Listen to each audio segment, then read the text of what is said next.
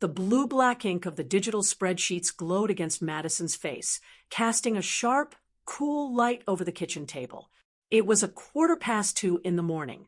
Outside, the biting autumn wind whipped through the bare branches of the Long Island oaks, rattling the thick glass panes of the suburban house. Inside, the world was dead silent, save for the rhythmic hum of the refrigerator and the precise clicking of her mouse. Madison, Maddie to anyone who actually cared to know her, did not blink. Her eyes, strained but fiercely focused, scanned the rows of complex numbers, effortlessly cross-referencing tax codes and tracking hidden assets across a sprawling corporate network. As a certified forensic accountant, analyzing financial deception was her second nature. She could trace a missing dollar through a labyrinth of international shell companies with her eyes closed. Her mind was a steel trap of logic, balance sheets, and undeniable facts. Yet for the last 3 years, she had voluntarily dialed back her own brilliant career. She had stepped away from a highly coveted partnership track at a prestigious Manhattan accounting firm to take on sporadic freelance consulting from this very kitchen table. She did it all to become the quiet, invisible foundation upon which her husband, Ethan, could build his own towering monument. Ethan was a rising star in a boutique wealth management firm in Manhattan, a competitive world where optics, tailored suits, and perceived stability mattered just as much as quarterly returns. When they married, Maddie had convinced herself that their union was the ultimate partnership, a strategic alliance where one partner occasionally held the line in the trenches so the other could advance. She didn't mind the faded, oversized sweaters she wore around the house, the drugstore skincare she settled for, or the glaring fact that she had not bought a single new dress since their modest courthouse wedding. She viewed every unspent dollar and every swallowed ambition as a temporary investment in their collective future. And tonight, looking at the separate, encrypted bank account displayed on her secondary monitor, she finally felt the warmth of that grueling investment. There it was, shining in stark white numerals against the dark screen, $300,000. It was a sacred, hard-won sum, meticulously built from her pre-marital savings and the exhausting midnight hours she spent auditing corporate fraud while her husband slept. This money was not just a number on a screen. It was the physical blueprint of her visibility. It was the exact amount required for a generous down payment on a historic townhouse in Connecticut she had been secretly touring online. Moving there meant true independence. It meant escaping the suffocating air of Long Island and finally stepping out from the oppressive shadow of Ethan's fiercely territorial mother. The brutal transition from that solitary, hopeful midnight to the loud, suffocating reality of the Sunday evening family dinner happened in what felt like a single, disorienting heartbeat. The formal dining room of the Brooks family estate was a masterclass in upper-middle-class American pretense. Heavy silver utensils clinked against imported fine china, and the rich scent of roasted lamb hung thick in the warm air. At the head of the long mahogany table sat Victoria Brooks, the family matriarch draped in tailored cashmere and an impenetrable armor of passive-aggressive politeness.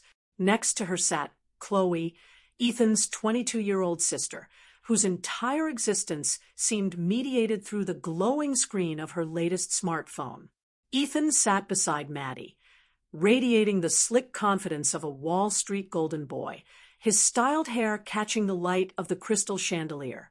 The markets are experiencing a slight correction this quarter, but my personal client portfolio remains absolutely pristine, Ethan announced to the room. His voice carried the practiced, booming resonance of a man deeply accustomed to boardroom applause and unearned reverence. He paused, deliberately basking in his mother's adoring nod, before turning his gaze across the table. Which brings me to a rather important family announcement. We have made an executive decision regarding the next phase of the Brooks family expansion. Maddie set her silver fork down softly on the edge of her plate, a faint, barely perceptible frown touching her lips. Ethan had not discussed any sort of executive decision or announcement with her. We are officially withdrawing the $300,000 from the liquid savings this week, Ethan said. His tone was breezy, casual, and entirely detached, as if he were discussing a routine wire transfer for office supplies rather than liquidating her life's work. We are purchasing the new Tesla Model S Performance Edition, and we are putting it straight into Chloe's name.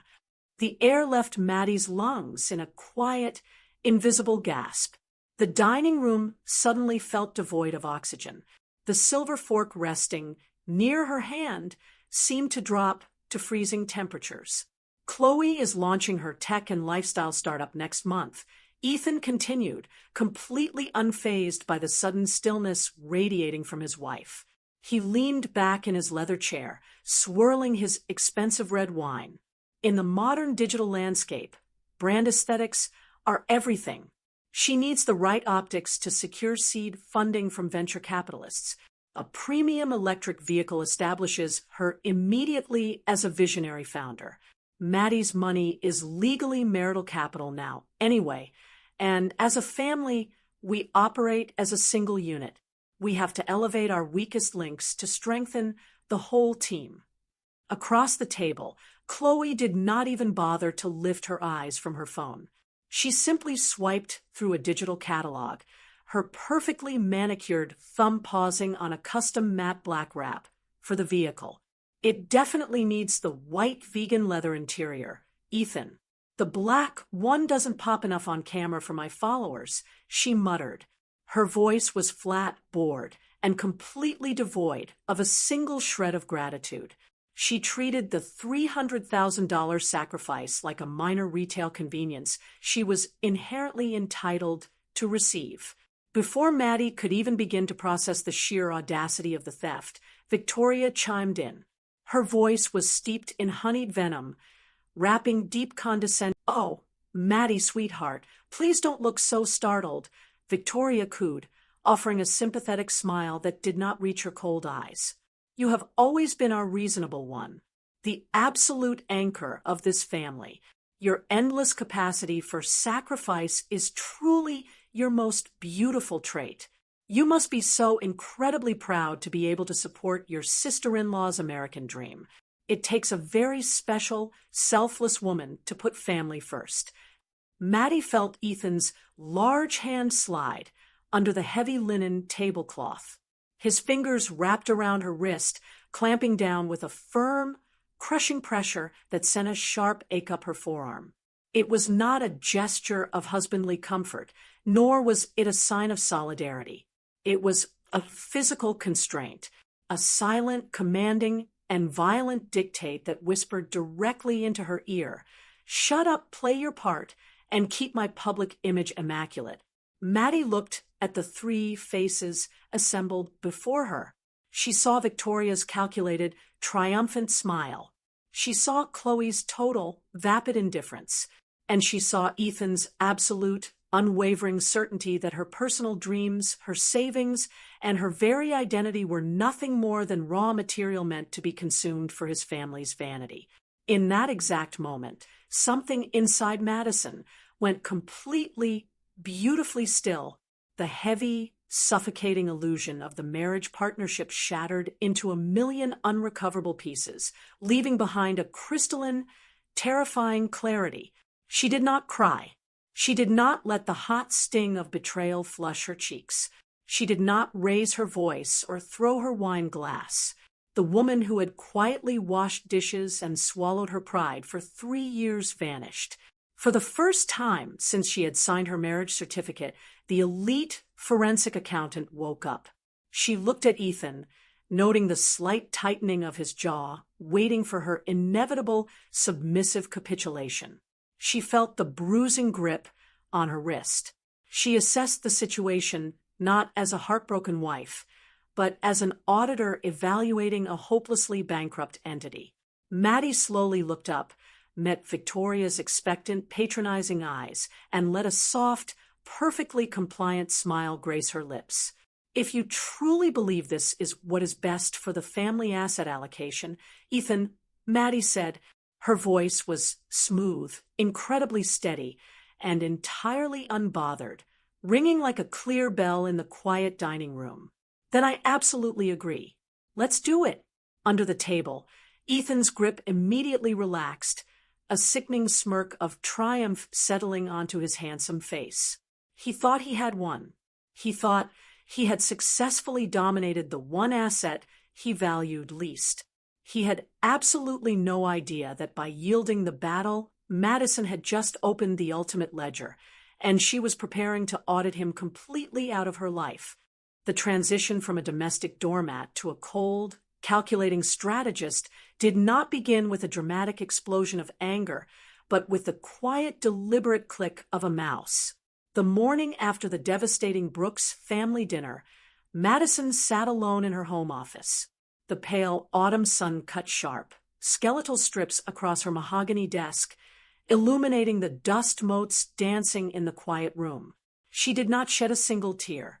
Grief was an inefficient emotion reserved strictly for losses you did not see coming. For Maddie, this was no longer a tragic heartbreak. It was simply the opening phase of a necessary forensic audit on a completely bankrupt partnership.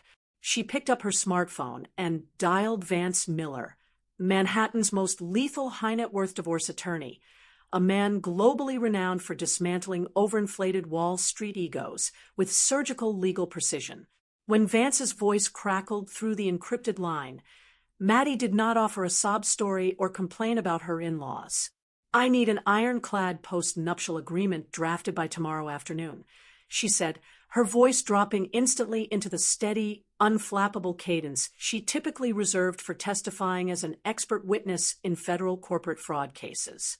"And I need the entire asset structure wrapped neatly in a tax shelter narrative that appeals directly to a narcissist's insatiable greed."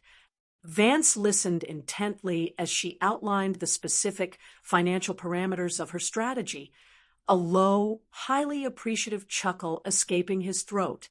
"Madison, you aren't just leaving this man," he murmured, his pen scratching against paper. "You're liquidating him. I'll have the paperwork ready for your review by 9 tomorrow morning."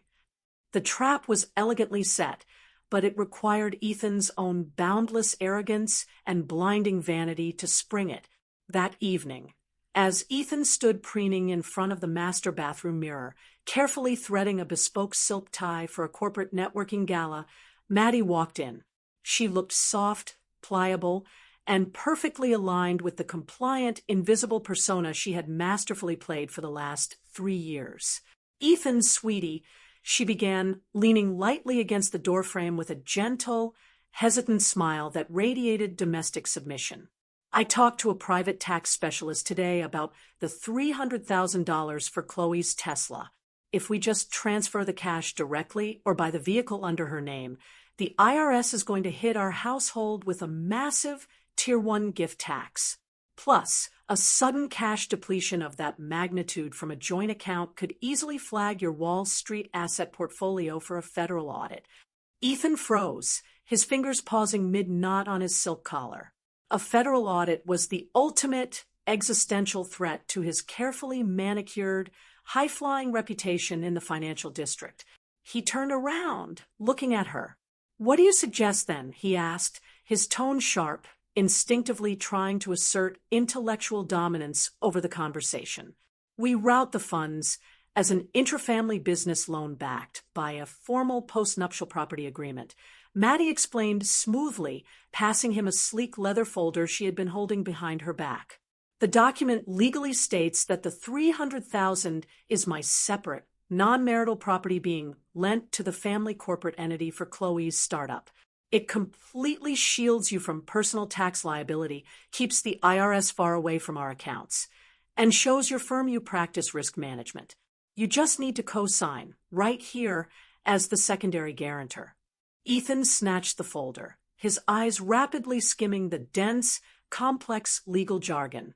His gaze caught the words tax exemption, asset protection, and guarantor. His narcissistic bias blinded him completely. He did not see a legal trap designed to isolate her funds.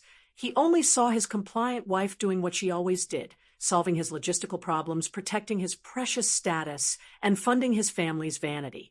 He grabbed his Mont Blanc pen, scribbled his signature with a theatrical flourish, and tossed the folder back to her. "Good job, Maddie. I knew I could rely on you to be the reasonable one." With her legal armor secured and the $300,000 legally ring-fenced as her separate property, Madison immediately initiated the second phase of her reclamation, the total resurrection of her physical and intellectual self. She refused to occupy the small, fated space they had assigned her in their lives.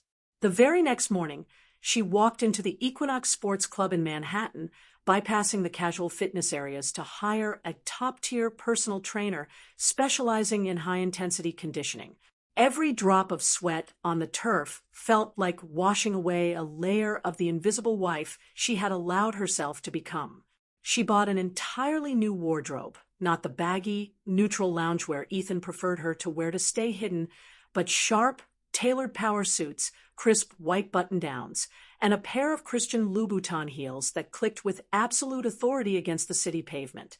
Simultaneously, Maddie re-entered the corporate arena.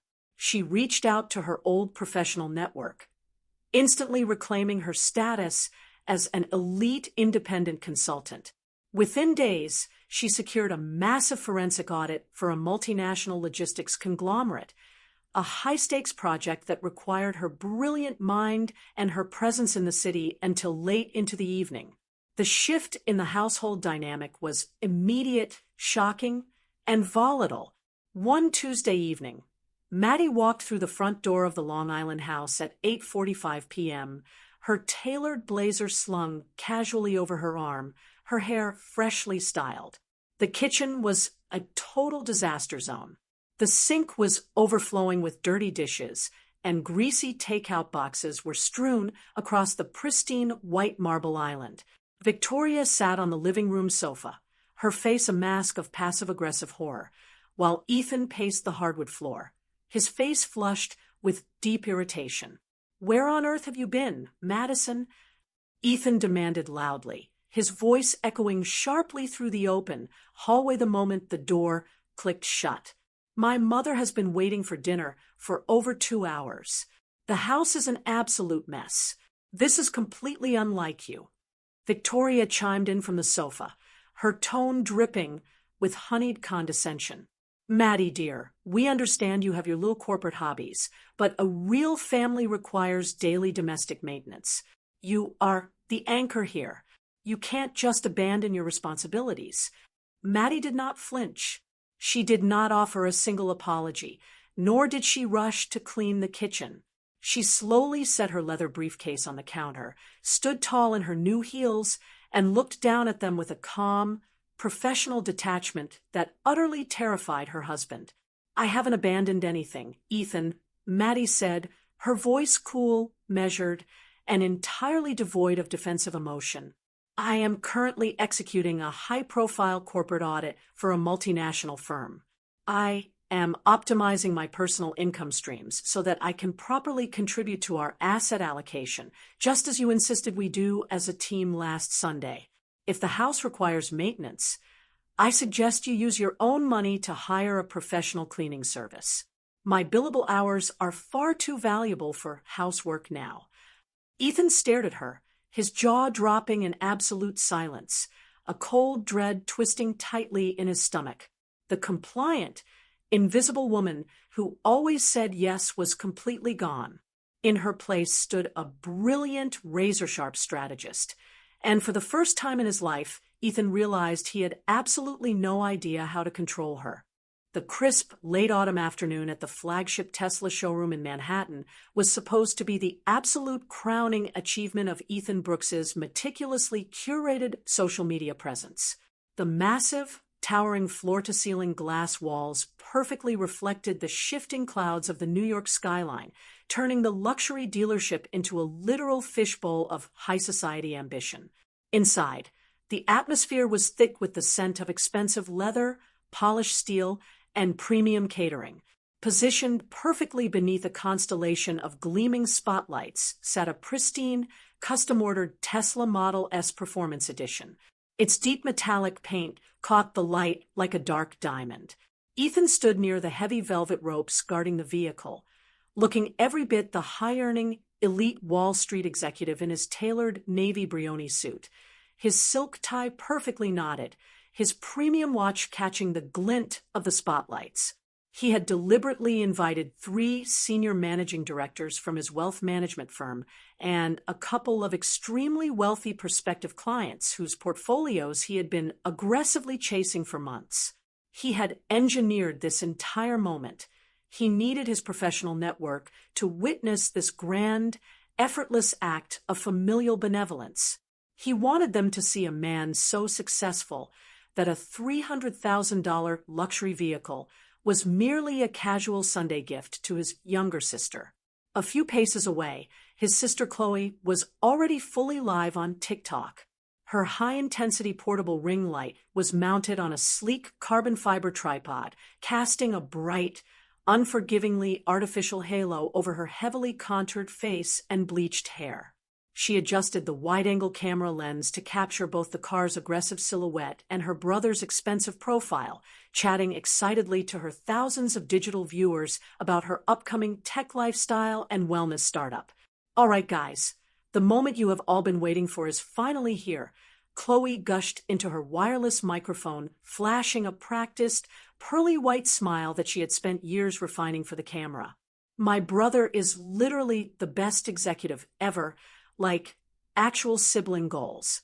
We are about to do the official keys handover for my new company car, which is going to be the main aesthetic asset for my brand launch next month. Make sure to absolutely flood the screen with those likes, shares, and congratulatory comments right now.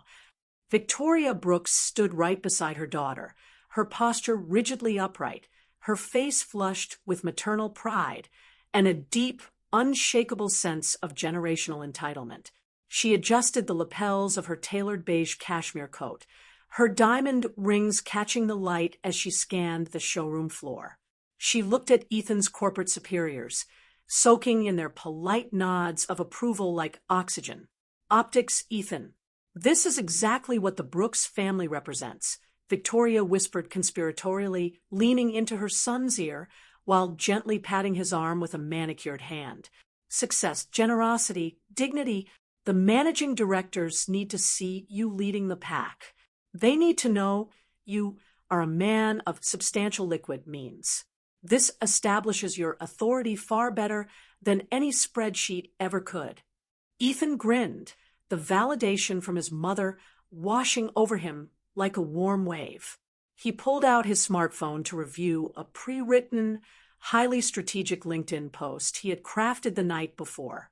It was filled with buzzwords about personal mentorship, corporate synergy, familial loyalty, and the absolute necessity of elevating the next generation of entrepreneurial leadership. Everything was going perfectly according to his carefully constructed script. He was the director of his own grand play. The delivery specialist smiled warmly, breaking the family's self-congratulatory huddle as he stepped forward with a sleek digital tablet resting on a velvet cushion. Mr. Brooks, we just need to process the final wire transfer of $300,000 to complete the corporate registration, finalize the title transfer, and officially release the vehicle into your sister's name. I'll run the private high-yield account details you provided to our finance department earlier now. If you're ready, go right ahead, Ethan said, waving his hand with a theatrical, breezy flourish. He elevated his voice slightly, making absolutely sure his colleagues and the high-profile prospective clients were paying attention to his casual demeanor. We operate as a single financial unit in this family. The funds are ready and waiting. Press the button. Maddie slowly turned her gaze to Victoria, then to Chloe, and finally back to Ethan. Behind his slumped shoulders, she watched as his Wall Street colleagues and the wealthy prospective clients quietly turned around and slipped out of the glass showroom doors, eager to distance themselves from a public financial and reputational disaster.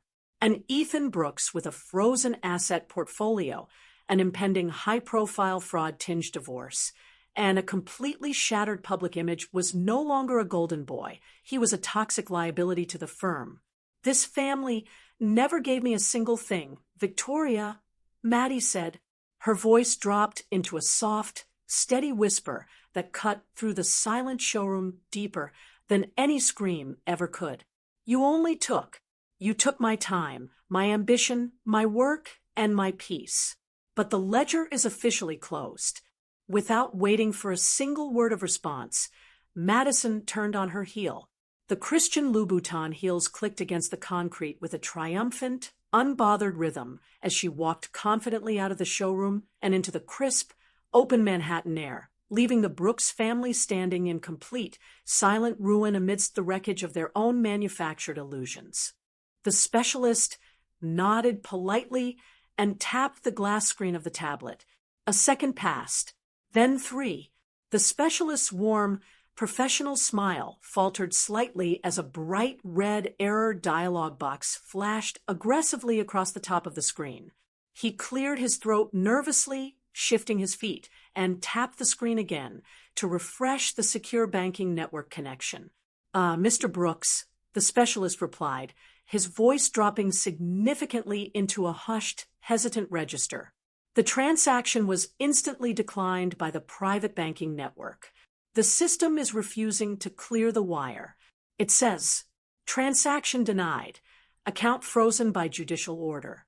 Ethan's confident, practiced grin froze instantly on his face, the muscles in his jaw locking into a rigid, painful line.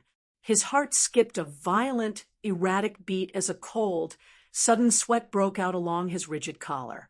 The air in his throat felt suddenly sandpaper dry. That's completely impossible. You obviously typed the routing number wrong. It's a premium, liquid high-yield account with over $500,000 in it. Run it again, immediately. I did run it again, sir. The central system is showing a hard, immediate administrative freeze originating directly from the New York State Supreme Court, the specialist replied. His voice dropped even lower, though it was not low enough to stop Ethan's Wall Street colleagues from exchanging uncomfortable, deeply cynical glances. The prospective clients subtly took a step back, their professional instincts flagging an immediate financial red flag. Hey, what's the holdup over there? Chloe snapped loudly from behind her tripod, her smartphone still actively broadcasting live to over 3,000 people across the country. Ethan, the chat is completely blowing up with spam, asking why we aren't getting the keys yet. People are saying it's fake. This is completely ruining the vibe of my launch, seriously. Before Ethan could even begin to formulate a plausible lie or salvage his rapidly crumbling reputation, the heavy glass doors of the luxury showroom slid open with a soft, pneumatic hiss. The rhythmic, commanding click of high heels echoed with absolute, terrifying authority against the polished concrete floor, cutting through the ambient electronic music of the dealership. Madison walked in, flanked by Vance Miller, who carried a sleek leather briefcase like a weapon. Maddie looked entirely unrecognizable from the invisible, exhausted woman who had quietly washed dishes and swallowed her pride in the Long Island kitchen. She wore a sharp, impeccably tailored emerald green Alexander McQueen power suit that accentuated her absolute posture. Her hair had been cut into a fierce, modern bob that framed her face with sharp geometric authority. Her eyes were cold, clear, and completely devoid of the anxious submission that had defined her for 3 years. She radiated the precise, lethal energy of an elite corporate auditor stepping into a crime scene. "There is no hold-up, Chloe," Maddie announced. Her voice was calm, crystal clear, and perfectly modulated, carrying effortlessly across the quiet, echoing showroom floor. The transaction was stopped because those funds do not belong to Ethan, and they certainly do not belong to you. Madison, what the hell is the meaning of this? Ethan hissed, his face flushing a dangerous, dark red as he rushed toward her. He frantically tried to lower his voice, casting panicked, desperate looks back at his firm's managing directors, who were already checking their watches. Are you completely insane? You are embarrassing me in front of my firm and my clients. Get out of here, right now, before you ruin my career." Vance Miller stepped smoothly and physically between them, opening his leather briefcase with practiced, clinical ease. He pulled out a thick, notarized stack of legal documents with the official seal of the court stamped clearly on the front page, and handed them directly to Ethan's trembling hands. "Mr. Brooks, my name is Vance Miller, senior partner at Miller & Associates, representing your wife, Madison Brooks," the attorney stated. His voice echoed with the absolute, unyielding authority of the New York legal system. "This is a formal petition for the dissolution of your marriage, alongside an emergency ex parte asset preservation order issued by the New York State Supreme Court exactly 3 hours ago.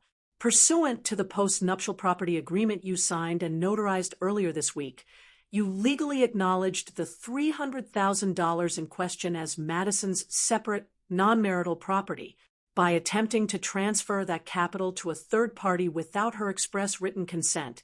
You committed a material breach of that binding contract." Ethan's face drained of all color, turning a sickly, translucent white.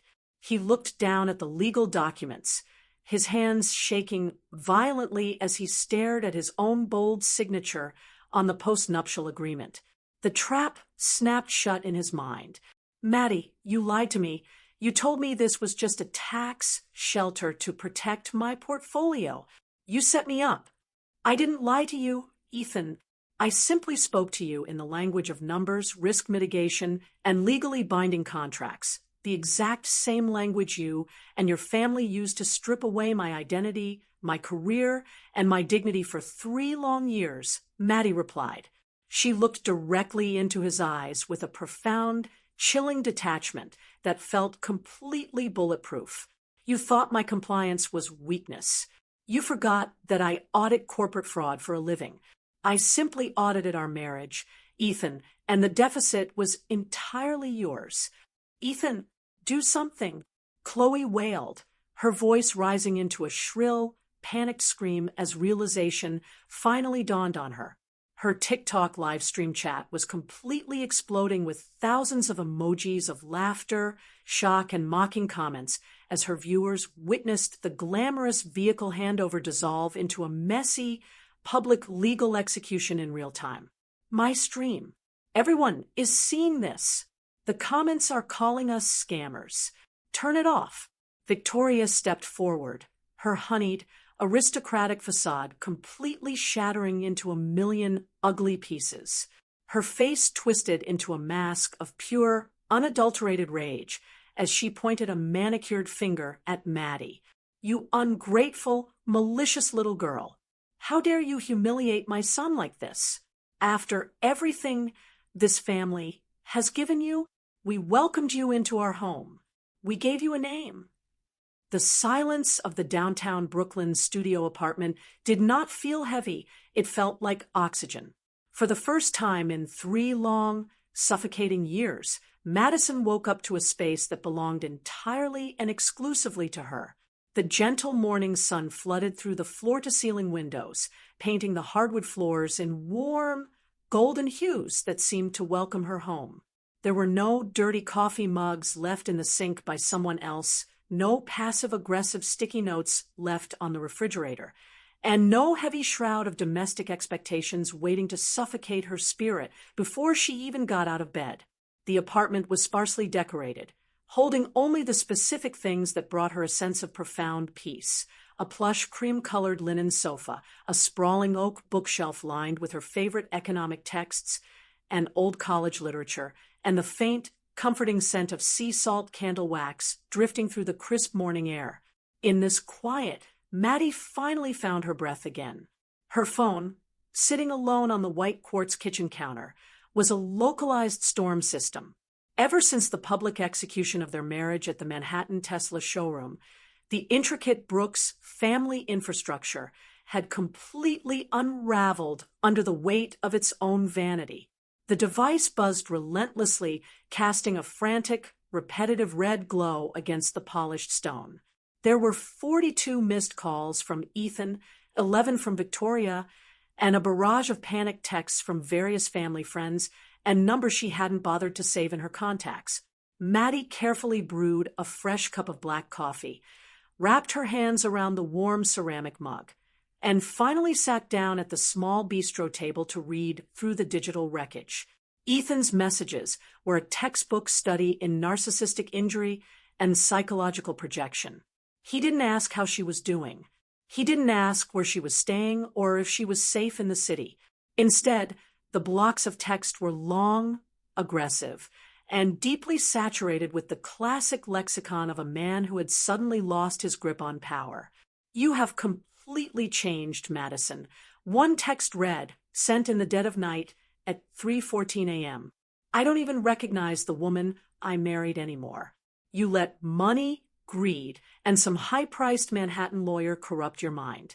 Your sheer, unadulterated selfishness has utterly ruined this family. You humiliated my sister on the biggest day of her career.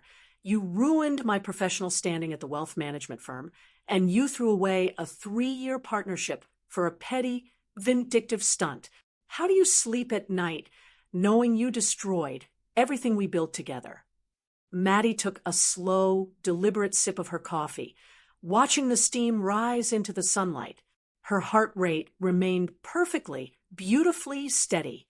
A few months ago, a message of that caliber would have sent her into a devastating tailspin of panic and self-doubt. She would have spent hours drafting a defensive reply, agonizing over her words, desperate to prove her innocence and regain their approval. She would have willingly apologized for things she didn't do just to restore the superficial peace of the household. But the mindset shift within her was absolute and permanent. Sitting in her sunlit apartment, the forensic accountant in her looked at his emotional paragraphs and saw them for what they truly were: a desperate emotional deficit. Ethan wasn't mourning the loss of her presence or her love. He was mourning the loss of his free credit union. He wasn't angry because she had hurt his feelings. He was angry because he could no longer use her quiet shadow to make himself look brighter to the world. She realized with profound clarity that trying to explain boundaries to a narcissist was like trying to audit a ledger that had no numbers. They would never see her truth because their psychological survival depended entirely on her being the villain. Instead of typing out a furious defense or engaging in a toxic digital war, Maddie quietly set her coffee mug down. She stood up, walking over to the wide window that overlooked the sprawling, bustling Brooklyn skyline. She took a single photograph with her phone. The frame beautifully captured her bare feet, resting comfortably on the sun-drenched wooden floorboards, the steaming mug of coffee on the small side table, and the official stamped divorce petition from the New York State Supreme Court resting wide open on her lap. It was a portrait of absolute, unbothered autonomy. She attached the image to the chat thread. Below it, she typed a single definitive sentence, utilizing the only fundamental truth left between them. "I didn't change, Ethan. I finally stopped disappearing." She hit send. Without waiting for the 3 blinking dots of his inevitable, furious typing to appear on the screen, Maddie tapped his profile. With 3 deliberate, calm clicks, she blocked his number, blocked his email, and entirely scrubbed his presence from her digital life. She did the exact same for Victoria and Chloe. As the screen went dark, the silence returned to the room, sacred and uninterrupted. Maddie smiled, leaning back into the soft cushions of her sofa, finally turning the page to a completely clean slate. 4 months after the official final signatures had dried on her New York Supreme Court divorce decree, Madison stood on the weathered, salt-bleached wooden boardwalk of Montauk, looking out at the endless, undulating expanse of the North Atlantic Ocean. The early morning air was crisp and piercingly clean, carrying the sharp, invigorating chill of late winter that always seemed to clear the mind. Below her, the massive, white-capped waves rolled onto the shoreline in steady, completely unbothered rhythms, a perfect poetic reflection of the quiet internal landscape she had fought so fiercely to reclaim. Her professional career as an independent forensic consultant had completely skyrocketed. Her digital calendar was now packed months in advance with high-value corporate contracts from firms that deeply respected her brilliant analytical mind rather than her willingness to shrink. She was no longer running away from the ghosts of her past, nor was she lingering bitterly in its painful shadows. Madison was simply beautifully present in her own life. Earlier that week, a small, surprisingly heavy FedEx package had arrived at her downtown Brooklyn studio apartment. There was no return address printed on the shipping label, only her name written in the rigid, unmistakable, elegant cursive of Victoria Brooks. Maddie had hesitated for a long moment at her kitchen counter before slicing the packing tape open with a letter opener, half expecting a final, venomous letter of resentment or an aggressive legal demand from a family whose fragile public pride she had so thoroughly dismantled at the Manhattan showroom. Instead, there was no lengthy letter of defense inside the cardboard box. There was only a single, heavy, matte finish photograph. Maddie held the physical picture under the soft morning light filtering through her window. It was a candid photograph taken during her very first summer as Ethan's wife, captured by a family friend during a rare weekend trip to this exact shore in Montauk, long before the marriage had completely devolved into a systemic masterclass in domestic erasure. In the photo, a much younger Madison stood entirely barefoot on the white sand, her long hair windswept across her face, laughing genuinely as the bleeding orange and pink hues of the sunset melted into the horizon behind her. She looked vibrant, full of unmapped potential, and entirely visible to the lens. It was a moment of pure joy she had completely forgotten she ever possessed, a version of herself she assumed had been permanently extinguished in the dark, suffocating corners of the Long Island estate. Maddie slowly turned the heavy photograph over in her hands. On the stark white cardboard backing, Victoria had penned a single raw and surprisingly naked sentence in her elegant script. "We grew so incredibly accustomed to you always being there to hold the line for us, Madison, that we completely forgot you had a beautiful life of your own that deserved to shine. We were wrong." Maddie stared at the fading ink for a long time, the wind from her open window rustling the edges of the paper. The written admission did not feel like a grand emotional victory, nor did it spark a sudden, overwhelming desire to call them, reconcile, or offer an easy path of forgiveness. People trapped in their own narcissistic illusions seldom changed, and Maddie knew deep down that Victoria's words were not a genuine plea for her return. Rather, it was a bitter, final acknowledgement of defeat, a realization that the Brooks family had completely and irrevocably lost their power over her. Yet, looking at the elegant handwriting, Madison felt an undeniable, profound sense of closure settle deep into her chest. She didn't need their explicit apologies to heal her spirit, nor did she need them to suffer a catastrophic financial ruin to validate her own worth. Her current professional success, her unbroken internal peace, and the absolute freedom she now possessed were the only answers that truly mattered.